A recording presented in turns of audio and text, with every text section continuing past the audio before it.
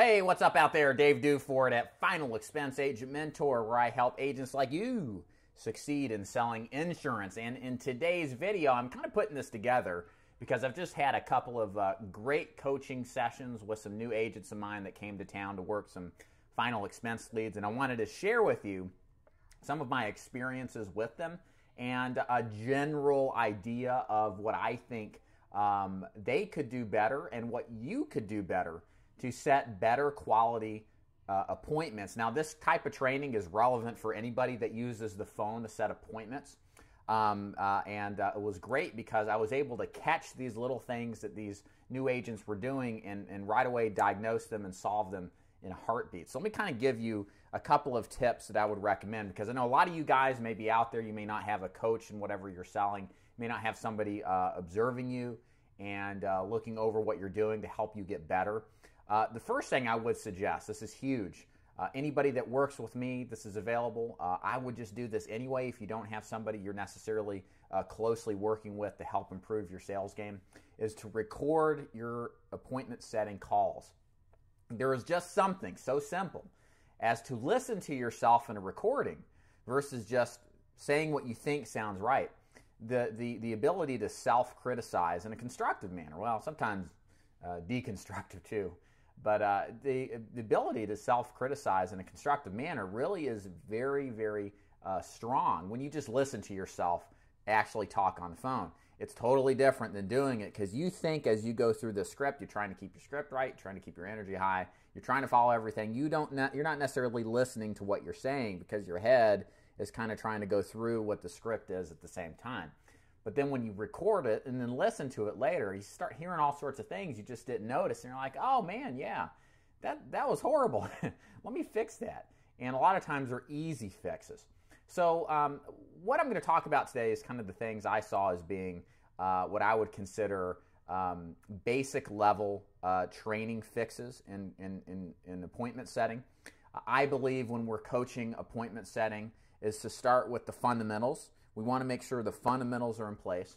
And then as the fundamentals are in place and they're done effectively over a consistent level of time, then you start to refine the process to improve the actual, just fine-tune the more nuanced subtleties of the appointment setting process. I think that's true with anything in life. You want to learn the basics, and once you understand the basics, then you begin to understand it, and then you can look at some of the finer points to improve. So in appointment setting, I noticed this with both of the agents I trained over the last couple weeks. The first thing is to eliminate pauses in the appointment setting process. You have to visualize your appointment setting process as a struggle to who has control, okay? And who has control? You do. The moment you begin to lose momentum, the moment you begin to lose control, the moment is likely to be that the person will turn you down in an appointment. Not all of them. Some of them are going to be real easy to set, but there's some that you would have set if you had maintained a strong sense of control. So let me give you an example. So I had a guy yesterday or the day before.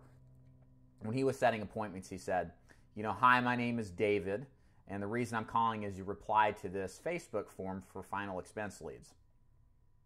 And so that pause there lasted, it sounded like a long time, but maybe been a second or two. But it was enough time for that agent or that other person on the line to get back in and say, no, I don't know what you're talking about. So now that impetus, that momentum is shifted on, he's down in a defensive posture, trying to come up with, you did this and this and this. And now he's in a position where he hasn't even gotten to the point of closing or asking for the appointment. Now the conversation shifted to trying to prove to this guy that this person actually did what he said he did. So, and again, as the person asking the questions, generally speaking, control the conversation. This is true in life. This is true whenever it comes to setting appointments. So the solution here is to say your script all the way to the end with very short little pauses to not allow them to get a breath in, and then to close for the appointment. So that's point number two. Point number two is you always need to be closing. You always need to be closing your appointments, okay? So it's not enough just to say, hey, my name is David. I'm here because you requested information about final expense coverage through the mail. You sent a postcard back, and the reason I'm here today is or the reason I'm calling is to show you how this program works. And if you just kind of let it, again, if you let it stall there, what's going to happen is they're going to be like, yeah, okay, so that's what they're thinking. They're waiting for you to do something, because remember, you're the person who's in control. You're the person who started this conversation. You have to direct it to the logical conclusion of where you want it to be. And in this particular circumstance, the conclusion is appointment. You have to give them a call. You have to give them a call to action. You have to give them 2 times an assumptive close. Would 10 o'clock or 2 o'clock better, or whatever specific time it is. So you have to close. You always have to be closing, okay?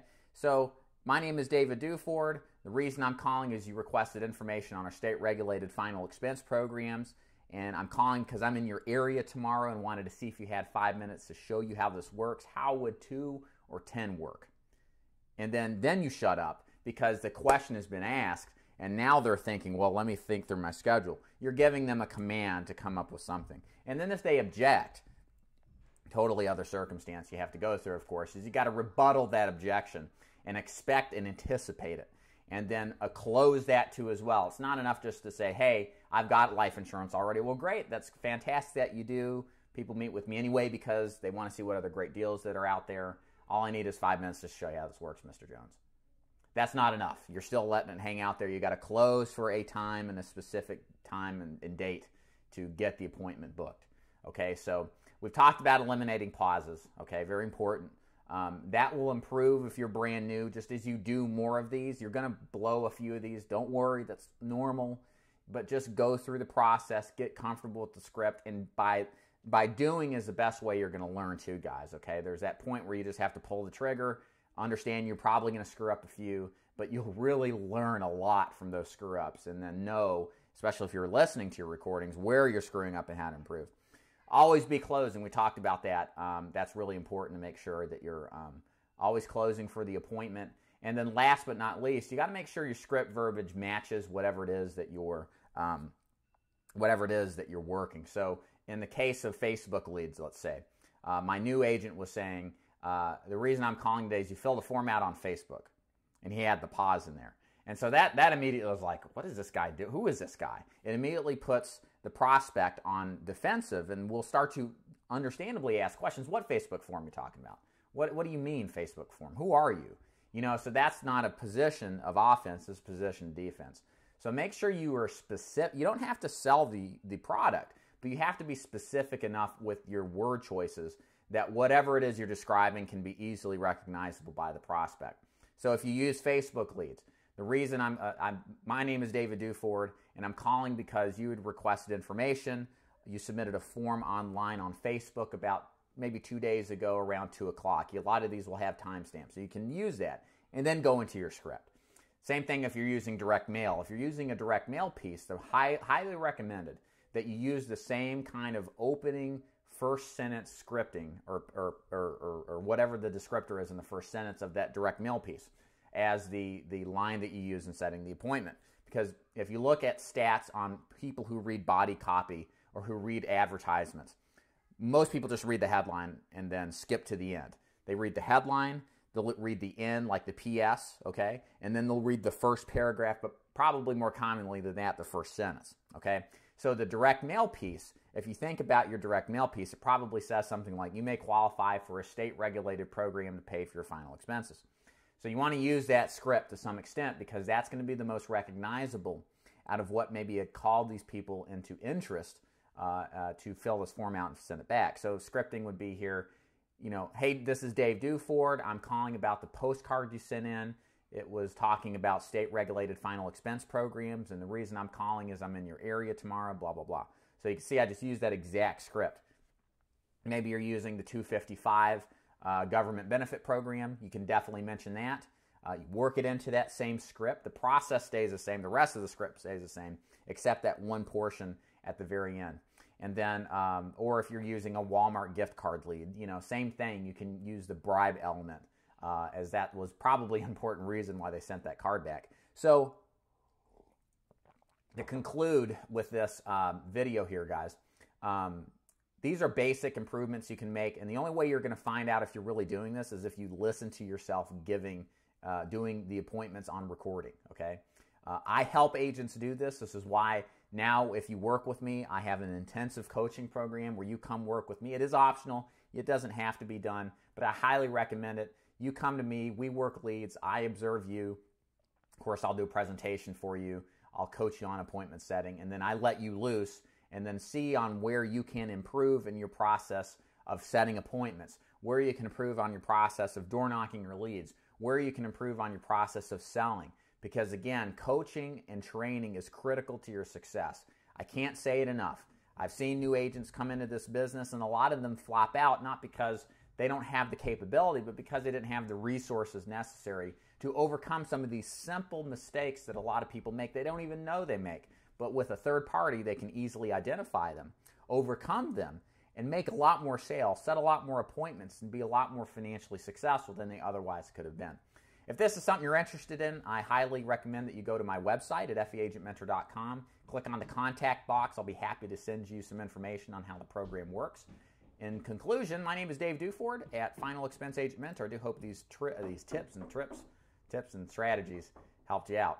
You guys have a fantastic day.